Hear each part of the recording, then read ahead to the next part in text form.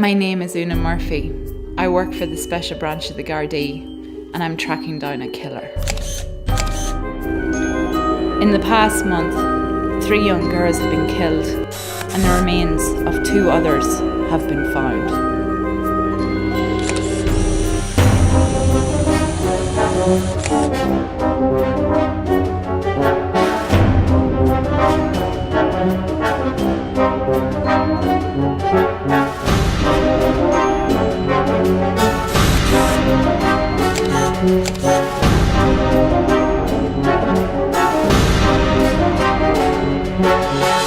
Leaving no evidence, like a ghost, the murderer has vanished into thin air.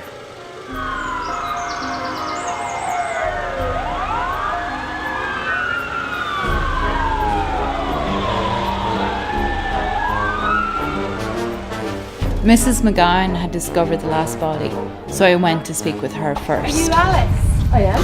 Alice, I'm Una Murphy. I'm with the Special Branch of the Gardaí. I'm down in the area investigating the murder of that McCarthy girl up the road, and I'm sorry to put you over, but I understand you were the woman who discovered the body. Is that right? Yes, I was, yeah. I noticed straight away like that she had these circular cut marks in her skin. Just because they're all over her skin, and I just freaked at that point.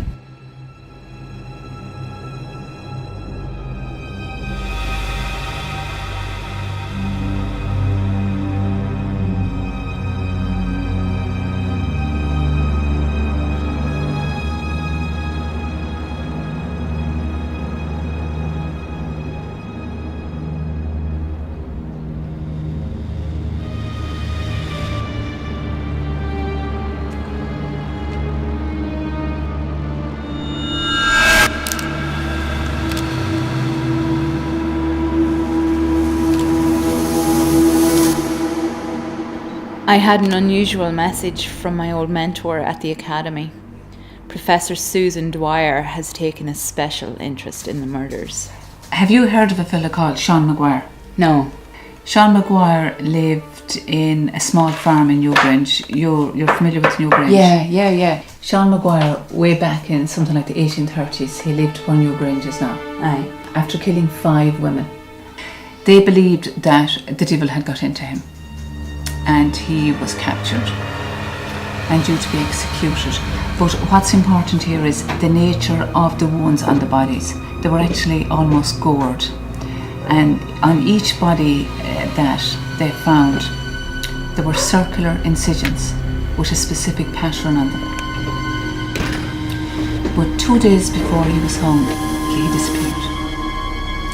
And in Ireland at that time was a fella called Jonathan Swanson, and he had been the governor of Sydney Cove in Australia, and they had been experiencing loads of problems there between the local tribes and the settlers and soldiers. The local tribes didn't want them there, and they made their lives an absolute walk in misery. So your man got this awful idea that he would introduce basically a walking human virus into the locality.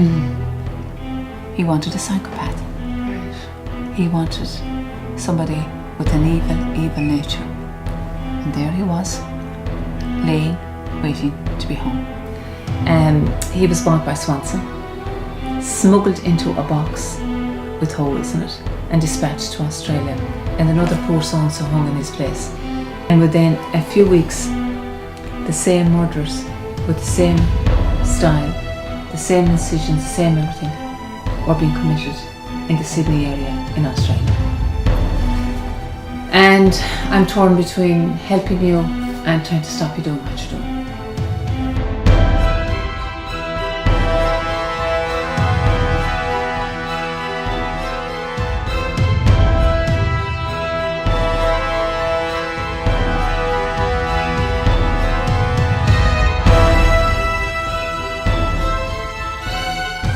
I'd searched the database and found a Sean Maguire living at a secluded address about 30 minutes from Dublin.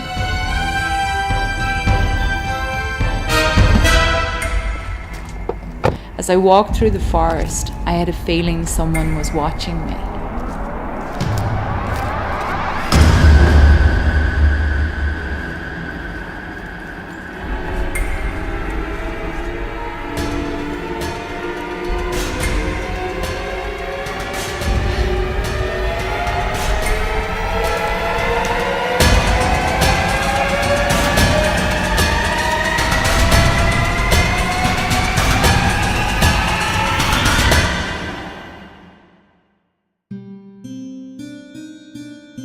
never saw it coming. Drifting in and out of consciousness, I dreamt of martyrs and murderers.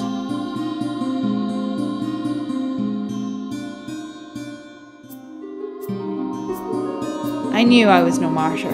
The murderer was reliving a ritual of murder from over a century before.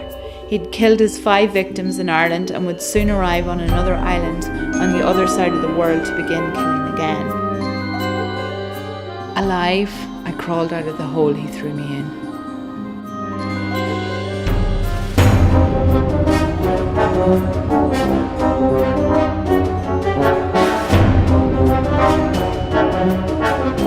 As I rowed the ferry across Sydney Harbour that day, I knew next time I'll be ready.